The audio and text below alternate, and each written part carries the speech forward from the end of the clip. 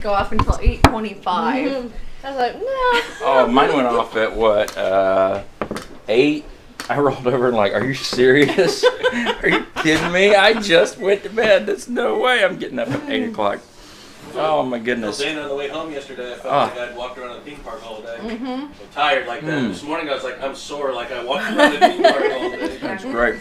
So that's the secret, Charity. The 8-second donut is superior to the 10-second donut in every way. It's just the right amount of melted glaze. Listen. I need a 2-paper report. We're live, by the way. Why an 8-second donut is superior to a That's right. 10-second donut? Isaac, write a report. There needs to be a dissertation on this. JoJo. That could totally be my PhD work. I could do that research and be happy about it. After much research. But I need you in real close today.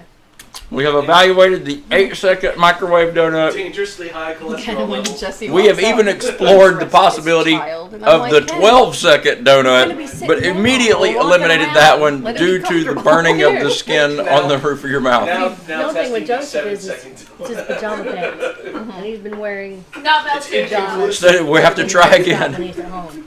He can't be It one of is those people. not He's got melted. to get out of it. After Yeah. months of intensive Oh, research. me, I'm like, if I'm going to be motivated to get up and like jump on the treadmill or anything, I got to make sure that as soon as I get up, I'm going to Go, put on. there he Yeah, is. you got to put on clothes. That's put on. right. All right, so we are totally live. So, Ooh. yeah, He's not Are we getting actually live? we are live. Good morning and welcome to ElementYou, Oh, thank you. the online worship community of Element Church, proudly brought to you today by the 8-second donut. So, today's brought to you by the number 8 and the letter D, representing 8-second donut. Or darn you, gluten. Oh, you should have one. I know you would probably like puff up and die, but that'd be the best way to go that I No, could I think have a of. list the of foods best that I'm puff up going and- to eat when I know I'm dying. It's like, bring me the donuts and the pizza and yeah. But you make sure you heat that donut up for 8 seconds first. Not 10. 8. Charity. You moved the camera on me. Hey, I know. guys. How you Yeah, doing? so Ken's looking. Yep. So today we're in Matthew 2, guys. We're actually in it. We're not. Well, we're reading it. Yeah, It would be cool if we were in it. Like, terrible. Or maybe So- not. Jesus is born in Bethlehem, and there was a star. There were wise men. Ken and Billy were there filming it with their drones. I have footage. Confiscated footage, but I have footage. Oh my goodness! Yeah, yesterday was one of those days. Ken and I spent all day yesterday doing aerial videography. Is that how we would describe it? That's how I would describe That's it. how I would describe it. For a good friend at Line of Fire Paint Fields, right? Today, and the number 8 and the letter D. That's right. 8-second donut. Which is not in line Sheila's of fire. fussing at me. Anytime Sheila goes, "All right," it means shut up, Billy. Move on. Move on. Keep Moving going. on. Well, Matthew chapter 2. Somebody want to read some of this for us? This is a very familiar story, but hopefully we can learn a little bit as we read it today. I got it. Awesome. How much am I reading? First 18 verses. Let's do the first 18 Okay. verses. Now after Jesus was born in Bethlehem of Judea in the days of Herod the king, behold, wise men from the east came to Jerusalem, saying, Where is he who has been born King of the Jews? For we have seen his star in the east and have come to worship him. When Herod the king heard this, he was troubled, and all Jerusalem with him. And when he had gathered all the chief priests and scribes of the people together, he inquired of them where the Christ was to be born.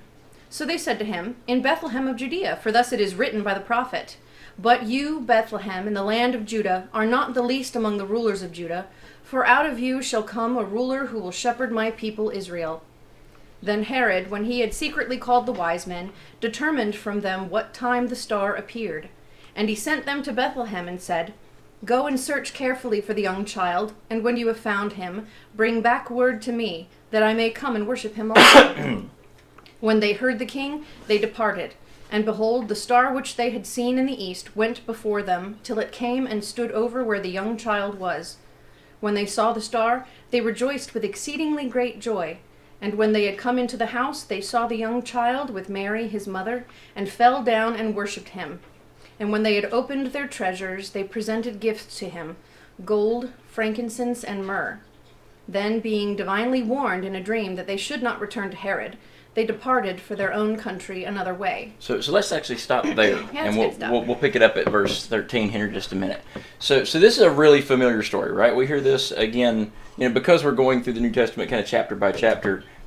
We're starting here at the beginning of Matthew. This is what we hear at Christmas every year, which is kind of funny because if we read through this passage, even not so carefully, it becomes almost immediately apparent that this is not the nativity scene that we see at Christmas that we're so familiar with seeing these guys here.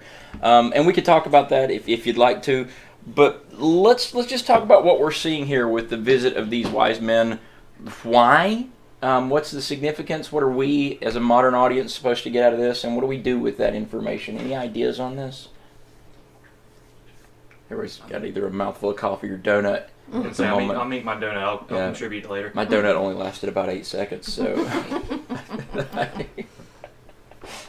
Sheila, you're going to say something? I really have besides bringing gifts to a king, which you would do to any king, but this symbolized him as a king, not just a baby, right. Bringing gifts. And I would also say that God provided these gifts, not only symbolize, and that each gift symbolizes something, why they brought what they brought, but it took care of his family. Right. I mean, it was probably financed their journey to Egypt. Exactly. Which we'll see later on. Because Joseph, it's not as if Jesus was born into a family of great financial means. Joseph was a carpenter, right? So this was not perhaps the worst place you could be financially, but it certainly wasn't that great. We might equivocate him with a shepherd in the day. Joseph was literally a man that worked with his hands and worked every day for a living. But then, of course, as we read through this chapter, we're going to see that, first of all, he'd had to pack up from the place that he lived to come to be taxed when Jesus was born. So that interrupted his daily flow of money. It's not as if there was an unemployment office he could go apply for a check for. Then we're going to see that while they're here in Bethlehem, and Herod sends his men to kill all these kids, they're going to have to leave again. So they're going to have to displace and go to Egypt. Then they're going to have to come back from there. So in order to set up any kind of long-term financial stability, Joseph needed a place where he could set up shop, for lack of a better word. And so, I think there's definitely a huge important element here that these gifts are necessary because, everybody had to eat. Right, and they needed money to eat, and Joseph probably didn't have the ability to do everything that he needed to do in the way that he would normally have done it if there was some kind of geographical stability for his family. We want to talk about maybe, when I read this, I have to ask the question, if these guys are being guided by a star, right? Why didn't the star just take them straight to Jesus? Why did they have to go by way of Herod first? What's the whole purpose of that? Any thoughts on that? I think we have to understand the implications that Jesus was giving to society. Here was a baby, and that people were so afraid of the baby that Herod's going to kill a lot of them, and I think we have to see how people, he was upsetting the status quo before he was even 2. Right. He was born, and we have to see how important his birth wasn't just another baby. It was God. Let's talk about Herod then. Kind of a jerk, right? Kind of. Yep. So, man, everybody's beeping today. Herod's kind of a jerk. Nobody loves me. It says when Herod the king heard this, right, he was troubled, and all Jerusalem with him. I also think it's interesting that he has to call the scribes and the priests and everybody to figure out where Christ is supposed to be born. This guy's supposed to be the king, but he seems to be lacking in some knowledge about the Messiah, about the king, and all this stuff. So he's having to call his advisors and things like that.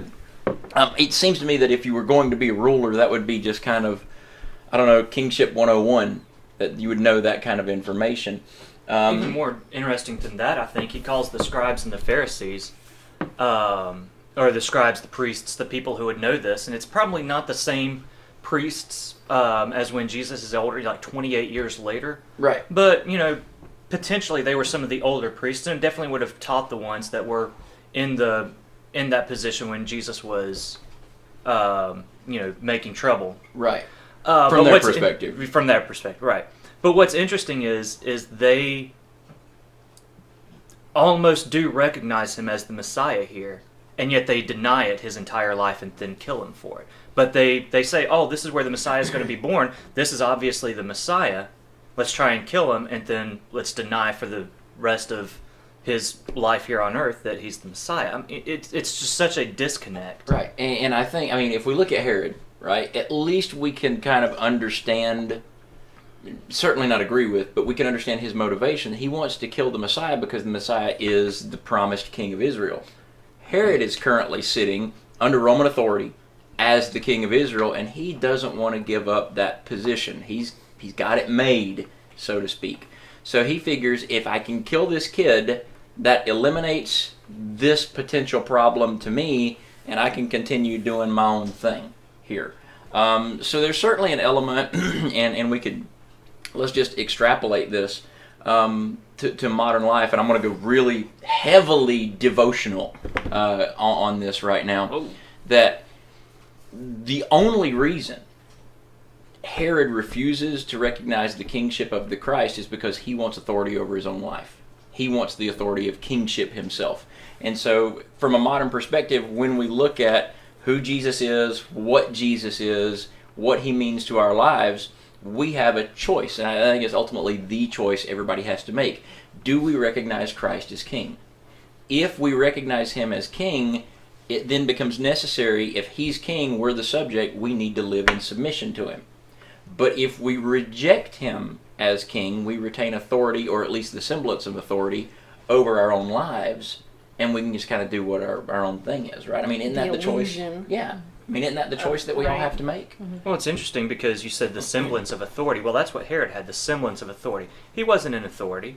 Right. He had that position Point. as long as he kept in line with what Rome wanted. Well, Right. and he was constantly reading, I don't know if Jillian remembers, reading the Octavius history. And Herod was constantly in fear of having his position taken away from him by Rome. He was so paranoid about. I'm not even in camera, but That's okay. That's good. Okay. He was so paranoid that he wasn't he the one that killed his own family yeah. members? Or, Yeah. Oh, yeah. Yeah, He he was a bad went guy. through such great lengths to keep control of something that was like shifting sand underneath him. There was no stability there, and it was a constant fear of his, and he was extremely paranoid. She was paranoid all the time. Yeah. Yeah. So, and that's why I said it's the illusion of. Yeah, well, and that's what I think is interesting is he had his illusion of authority, but he was under the authority of Rome. We think that we have our own authority, Right. but we're actually, if we're not in the kingdom of Christ, then we are in total bondage to the powers of Satan. We do not have authority in our lives one way or the other. Right. It's just an appearance. You have it's either God or not God. It's either Jesus or not Jesus. You can't have both. Right. It's an appearance. Jesus said something about that, didn't he? Yeah. Yeah. Would that be the you're either for me or against me sort of thing? I was going to say, Yeah. man cannot love money or God and Mammon. mammon. I'll be back in 8 seconds. Maybe 16. Well, this is only my second cup of coffee. Man, I was close. Which is interesting because we're talking about that and what they said to Herod. He was born in Bethlehem, and by no means least among the rulers of Judah. For from you shall become a ruler. And that's exactly right. That's exactly what the scribes, and they're like, oh yeah, he's the king. Don't you worry about it. He's going to be the ruler. Right. At the time, they also thought that he was going to when they were talking about the shepherd of my people Israel becoming a ruler, they were thinking this guy is going to come in and defeat Rome and take us out from under their control. Right. Chariots, horses, Right. army. Right. Yeah. And, sorry, that's a good donut. Here's one of the gluten donuts, right? Yes, it's full Double on gluten. It's the double gluten donut. We took all the gluten Dana couldn't have and put it in our donuts. So Herod summons the wise men secretly, and he gets from them what time the star appeared, because he's wanting a time frame, right? Because I mean he does have a plan B, and of course that plan B is as we'll see, just to kill everybody, right? I mean he's literally just gonna wipe out this whole city's worth of children if he has to in order to prevent that. That's how terrified he is of losing his position. I mean, that's evil on a scale that we see very, very rarely in human history. I mean, that's Stalin, Hitler, that kind of evil that we're seeing in Herod here. And he lies to these men. He says, "Go and search for the child, and when you've found word of him, bring me word that I can come and worship him too." So these are wise men, after all. And of course, I'd like to point out here, we don't know how many there were. We know there were 3 gifts. So traditionally, when we see the imagery of them, we see 3 men. But it's entirely possible and probably likely that there were quite a few more than 3. I mean, upwards of even a caravan of 300 or 400 people here. Certainly with the people and the servants that might have come with them, and any other traveling companions or whatever. Well, if he was a big enough deal for 3 guys to go across the world to go worship this new baby, Right. it's going to be a lot bigger than 3. Well, Yeah. and it took 2 years at least. I mean, we see him; he was a child, and what they consider child age. So he's 2 to 3. It says that they went into the house, And- meaning that he's no longer in the cave or He's the not in the stable. stable. or Right, wherever. right. So Yeah. he's older, and 3 guys making a trek that far is it's not going to happen. Unless you you're can't carry Bear Grylls and Les Stroud, you're right. just not You going to can't make it. carry that long of a trip. It's a group effort. Still not Right. ready for Bear Grylls stuff yet. Yeah, Bear right. Grylls and, The glacier. Not while I'm eating Yeah. my donut. Oh, Will Ferrell. Will Ferrell and Yeah. Bear Grylls, yeah. All right. So they get there, and I think it's really, really interesting. And they rejoice when they see him. They come into the house, and this, I think, is one of the most important concepts that we see.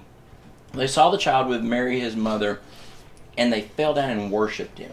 Right? Okay. So what is the significance that these men who are seeking the King of Israel not only offer him gifts, right, which we'll see they give him these in just a minute, we'll talk about the significance of the gifts, but it says they worshipped him. Well, they had been studying.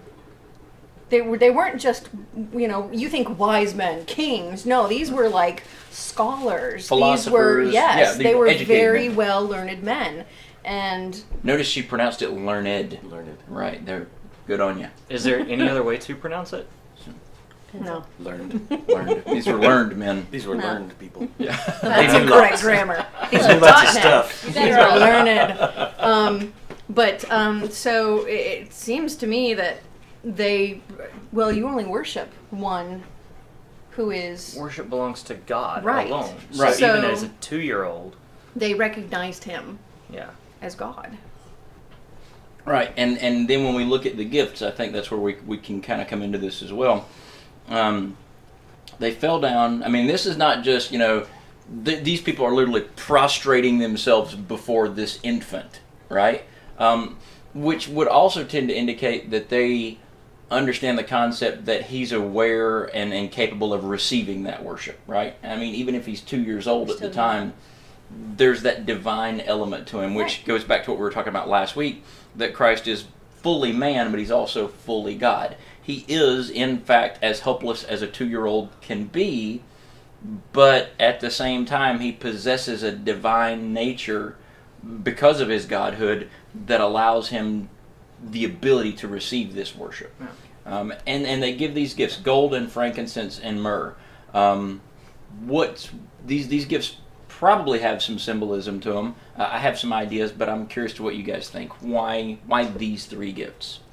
Gold would have been a gift for a king. Frankincense was a Made in a spice. laboratory? Spice. No, I'm kidding. It was bad. It was put together by a bunch of different. frankincense. Because she smells so sweet. Oh, Oh, sorry. Continue. I'll drink my coffee. would have been an incense used by the priests. So I mean that's signifying his priesthood. We'll see later on referred to as a priest in the order of Melchizedek. And then they gave him one myrrh gift. One myrrh. That was pretty bad. I didn't. I mean, that was. You didn't think it could get any worse than the Frederick frankincense, but he just showed us once again we were wrong. Nobody. That was awesome. It's like the Spanish Inquisition. I know it. Nobody expects it. All right.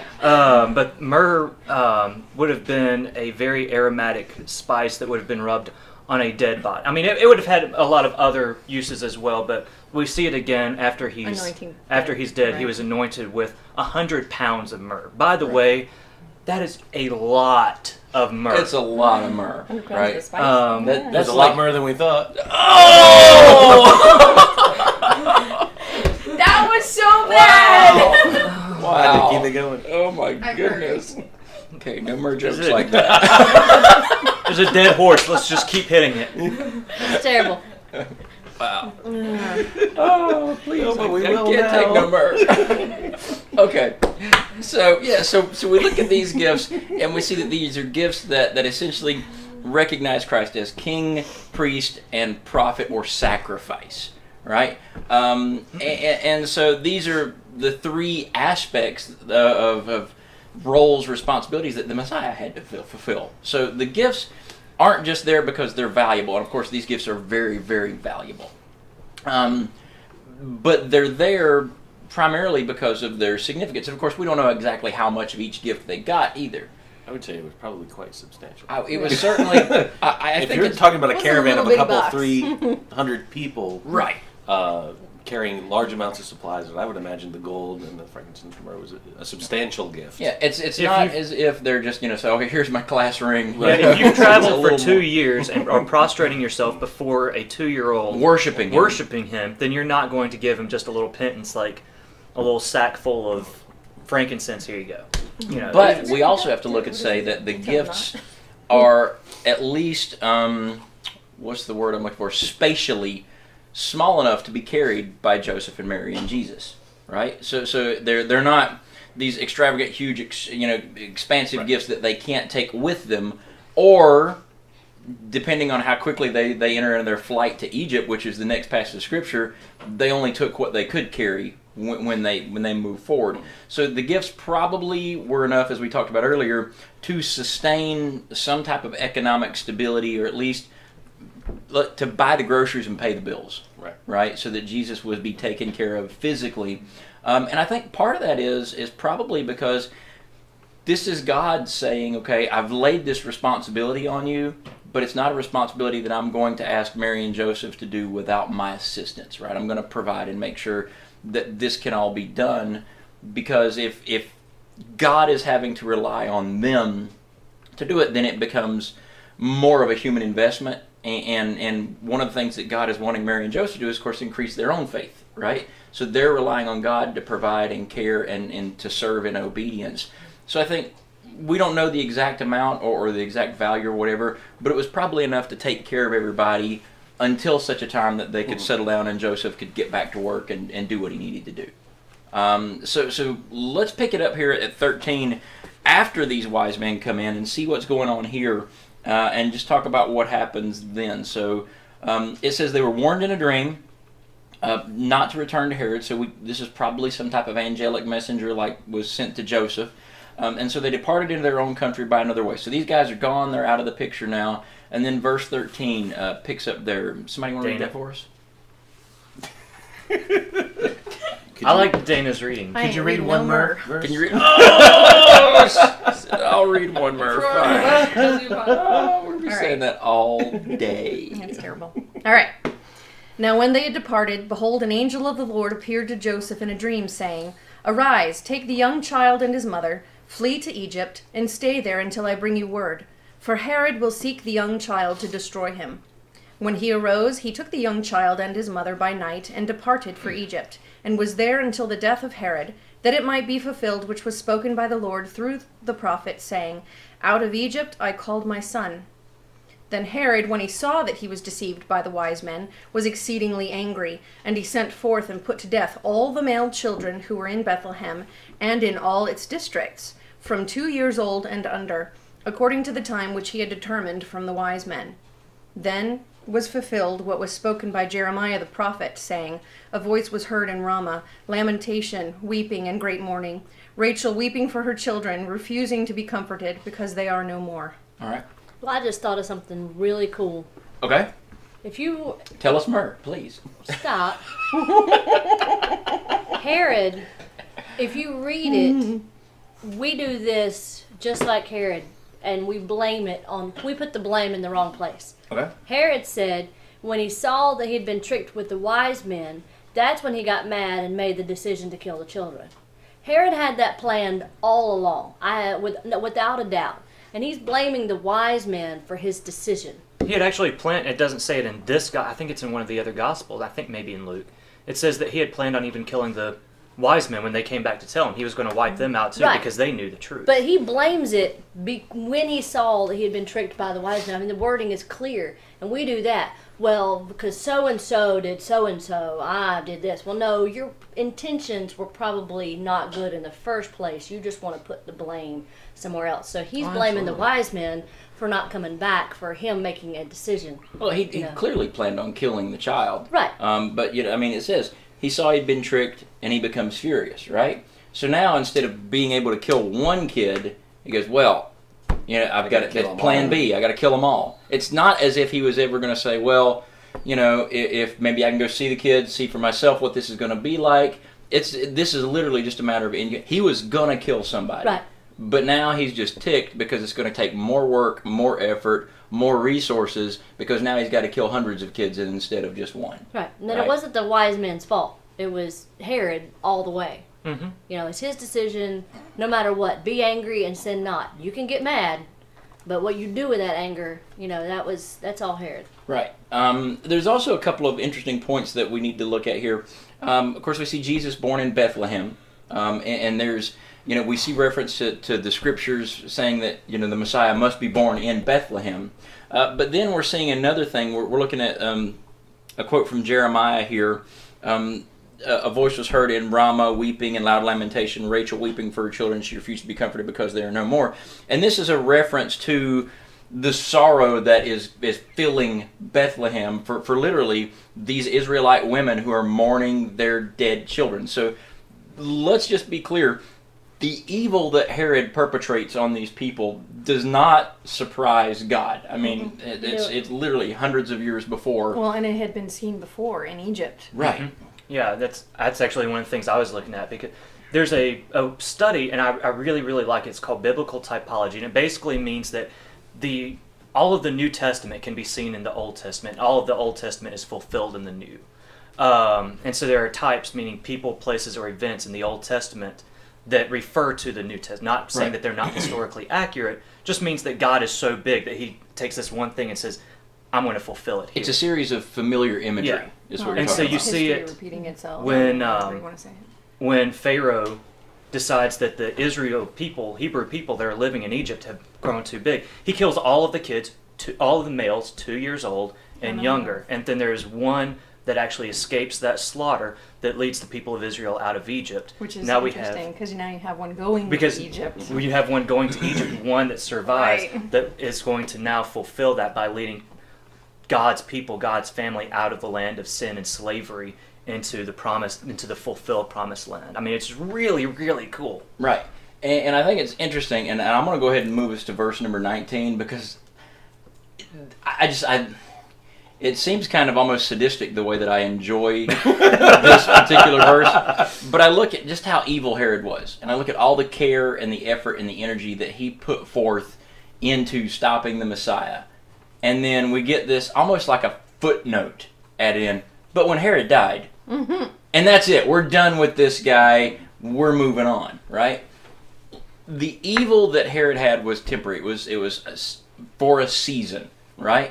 It had no implications, no negative impact on God's plan whatsoever. In fact, it fulfilled a couple of promises that God had made. It also forced the Messiah forced Joseph to take his family into Egypt so that another prophecy could be filled, that out of Egypt I have called my son, right? So literally all Herod did was help to move God's plan forward, no matter how hard he tried to stop it. And then once his role or his ability to kind of be a facilitator of some of what God's plan is done, he's gone, and all we get for him, the only significance that we have here is, but when Herod died, an angel of the Lord appeared in a dream to Joseph in Egypt, saying, "Rise, take the child and his mother, go to the land of Israel, for those who sought the child's life are dead." And he rose, took the child and his mother, went to the land of Israel. But when he heard that Archelaus was reigning over Judea in the place of his father Herod, so this is Herod's kid, he was afraid to go there, and being warned in a dream, he withdrew to the district of Galilee. Interestingly enough, we also knew that the Messiah had to come out of Galilee as well.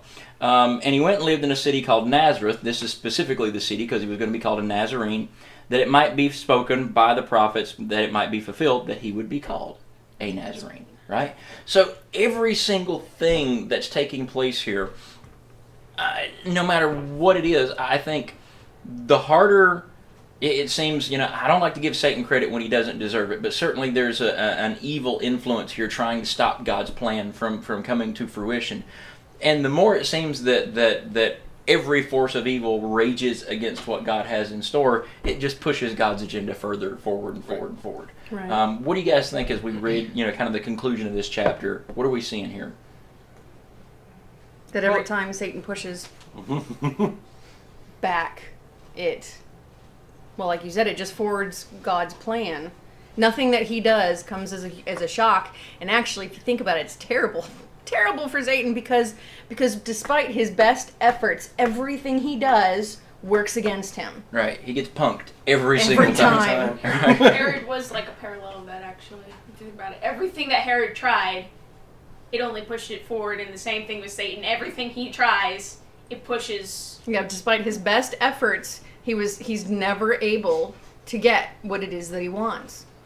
Right. Well, for us and how we live our life, I mean, everybody basically wants to live forever. Like, nobody likes the idea of death. Everybody wants to think about the legacy that they leave and all of this. And the idea here, I mean, it's very interesting what you were saying with verse 19 is the legacy that we live, anything that we do, however we work with God or however much we rail against him, is ultimately going to push God's agenda forward. Right. The only difference is, what does it mean for you as an individual? We have the people who worked with God, and we know their names. We honor their names as ones who worked with God. Mary, Joseph, the prophets of the Old Testament, and we remember them, we honor them as great men, and they moved God's agenda forward. Sure. Then you have people like Herod, and you have the evil kings of the Old Testament, and they become footnotes. They also moved God's agenda forward. Right. But then you have, they died, we're done with them. We're done with them. Their whole thing is That's gone. their legacy. It's done.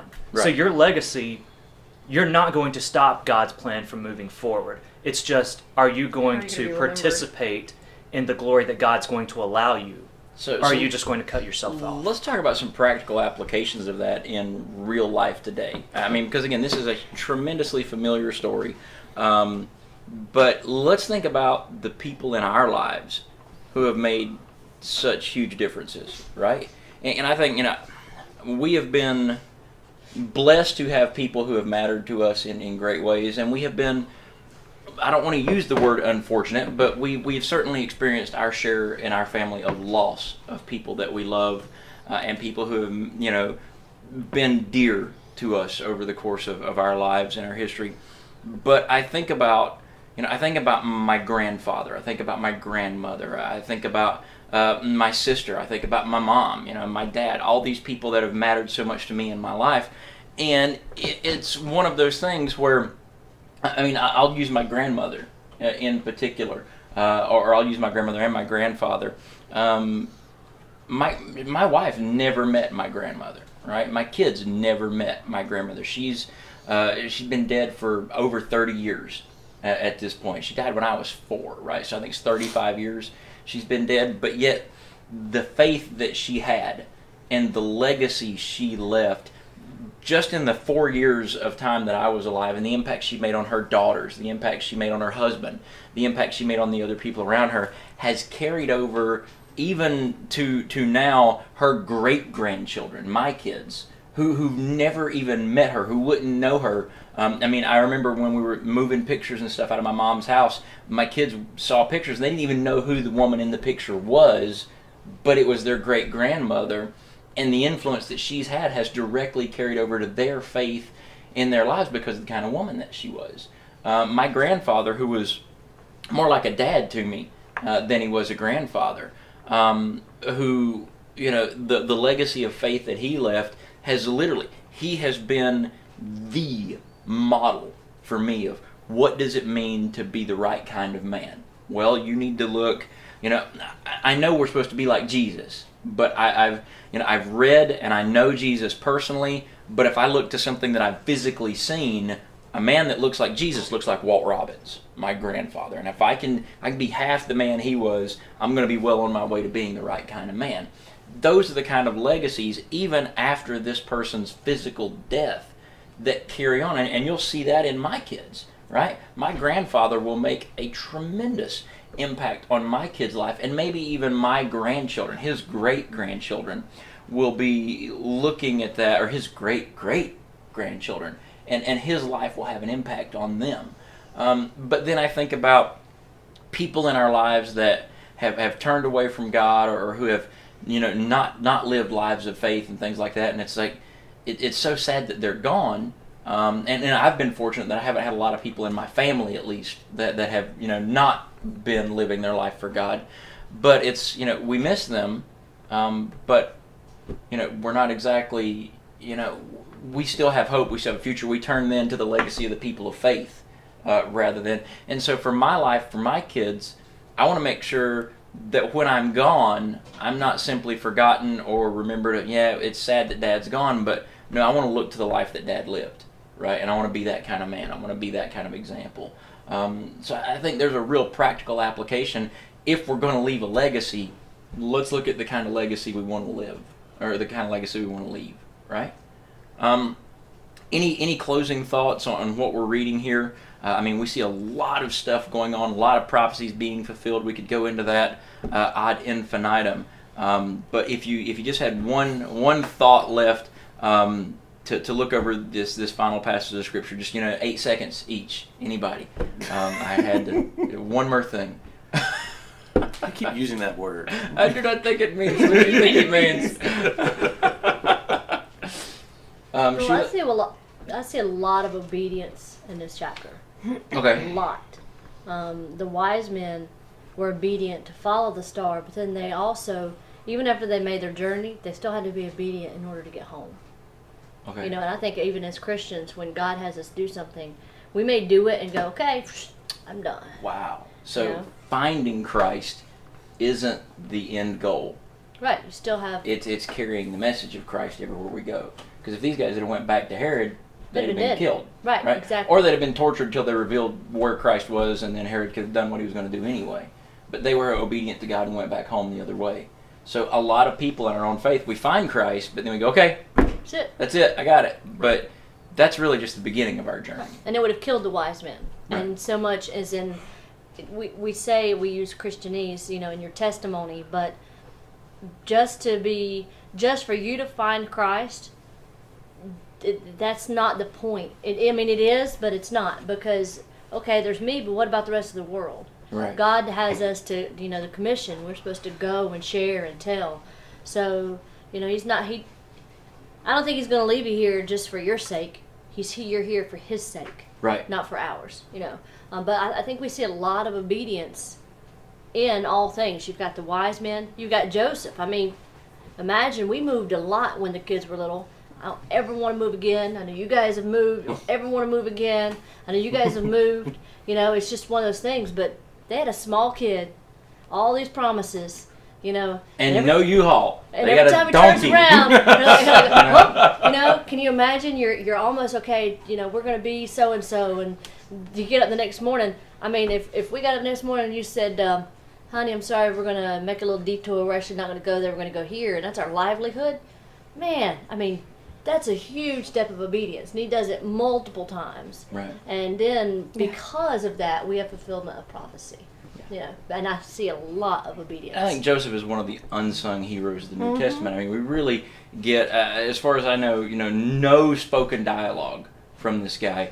All we get is Joseph listening to God and doing exactly what God tells him to do, right? So talk about being a man of few words, but a man of powerful actions. Huge amount of faith. Yeah. Well, it's cool too because Yeah. you do get insight into him when it talks about he was afraid because Herod's son was on the throne, and so that Joseph's thinking about these things, and he's and he waits on God to tell him what to do, and then he follows it. Yeah, and I mean, and you also see like he was aware of who was on the throne. Like he wasn't just sitting back.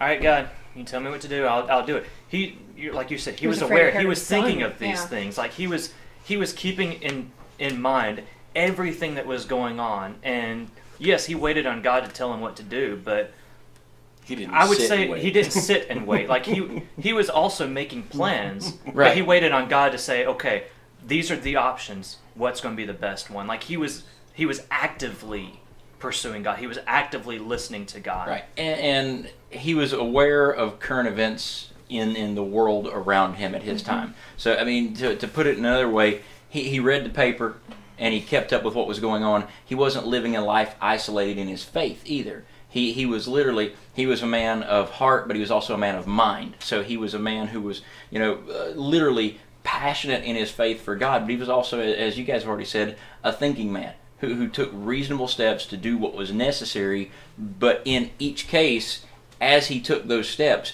he talked to God, he followed after God, and he lived his life working hard with his hands, following God with his heart, and then thinking about what's best for his family and for his own life in his mind. I mean, there's so much that's going on with this guy, and it's literally because of him that we have, that Christ was able to grow up, in his life, to live to be the God man who would die on the cross for our sins, right? So thank you guys for being a part of the broadcast. Thank you guys for joining us. In just a moment, we're going to throw up some stuff on the screen so that you can participate either through giving, or if you'd like to contact us and give us your prayer request, your thoughts, anything like that. If you need somebody to pray for you, we certainly want you to know that we're available to do that for you as well. Hit us up on social media, Facebook, Twitter, all that good stuff, and we'd love to contact you guys that way. We also want to let you guys know that if you're not plugged into a church family, if you're close enough to us, we'd love to plug you into ElementYou, maybe even on the Sunday morning broadcast. And if you're not close enough, we will help you find a church that you can get plugged into, even if it's not our church, because it's so important that we as believers share life together, right? Whether it's in a small group that meets in a kitchen like this, where we just meet in my house every day, and this is church for us, or if you're meeting in a large corporate gathering with other believers, in a gymnasium, in a church building, or in a coffee shop, whatever. We just want you guys to have that resource, and we'd love to help you find it. So thank you guys for being here with us. We're going to pray and finish up, and then next week we'll come back and hit Matthew chapter number 3. All right? So, Heavenly Father, we want to thank you for everything you do. Thank you for Joseph, for being a man of faith. Thank you for these wise men who followed you and the guidance that you provided for them. And thank you most of all for your Son, Jesus Christ, who was more than just a child in a manger, more than just a baby in a house, more than just a man on a cross, Father, but who was God in the flesh, who loved us so much that he lived a perfect life, died and rose from the dead for us. And if there's somebody out there who doesn't know you and hasn't submitted to your lordship in their life, may they do that right now. No magic words, no perfect prayer. Just say, Jesus, I'm yours, and really truly believe that, and you'll make them part of your family. Help us to honor you in all we do, and we just thank you for the opportunity to share your truth with each other and with those who join us through the broadcast. In Jesus' name, amen. Remember, Remember, God made you special, and he loves you very much. One more thing. Remember.